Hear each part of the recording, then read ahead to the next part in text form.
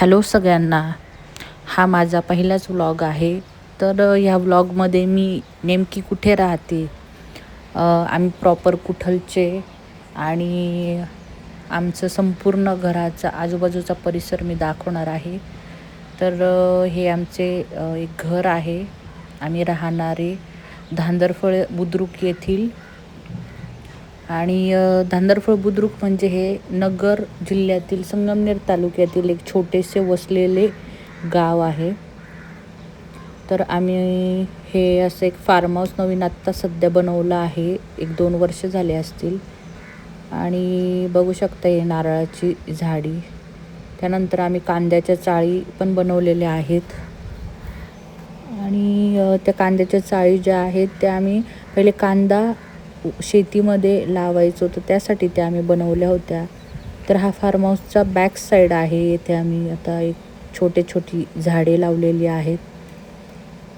आणि त्याच लगेचच मागे एक विहीर आहे. ती पण विहीर खूप जुनी आहे. तर त्या विहिरीचे काम आम्ही 15 वर्षापूर्वी केले होते, कारण की विहीर खूपच खराब म्हणजे ढासळली होती. तर आम्ही ती मोठी पण करून घेतली आणि त्याचे व्यवस्थित काम करून घेतले. आणि आता एक 2-3 वर्षापूर्वी आम्ही त्याला एक झाकण बसवून घेतले, कारण लहान मुलं खेळत असतात, तर त्यांचा धोका नसावा त्यांच्यासाठी. त्याच्यामुळे आम्ही विहीर बसवलेली आहे.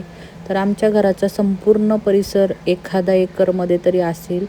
तर त्याच्यामध्ये आम्ही गाडीचे शेड्स, कांद्याच्या चाळी, गोठा आणि घर आणि एक मोठे अंगण असा सगळा परिसर आहे. तर हा आमचा एक विहिरीच्या मागे छोटासा बगीचा आहे. तुम्ही बघू शकता छोटेसे अंजीरचे झाड लावलेले आहे. त्याला छोटे अंजीर आलेले आहेत. त्यानंतर पपईचे झाडे, मोसंबी, सफरचंद, लिंब असे खूप प्रकारची झाडे आम्ही एक ट्रायल बेसिसवर लावलेली आहेत. आणि बघू शकता आम्ही सोलर त्याच्या मागे बसवलेले आहेत सध्या. आणि हा आमचा गोठा आहे. हा गोठा खूप जुना आहे. जवळपास या गोठ्याला 40 वर्ष तरी झाली असतील.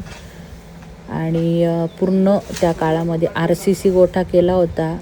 तर आमच्या फॅमिलीचे दूध उत्पादन हा मोठा व्यवसाय होता. तर आमचे साधारण 200 लिटर डेलीचे दूध जायचे. गोठ्याच्या मागची साईड आम्ही इथे गाईचे शेण वगैरे सगळी घाण टाकतो. आणि हीच शेणखत म्हणून आम्ही शेतीला वापरतो. काल रात्री बराच उशीर झाला. तर हा आहे आमचा गोठा. हे चाऱ्याचे मशीन आहे, ते पण खूप जुने आहे. आणि ही आहे आमची गाय.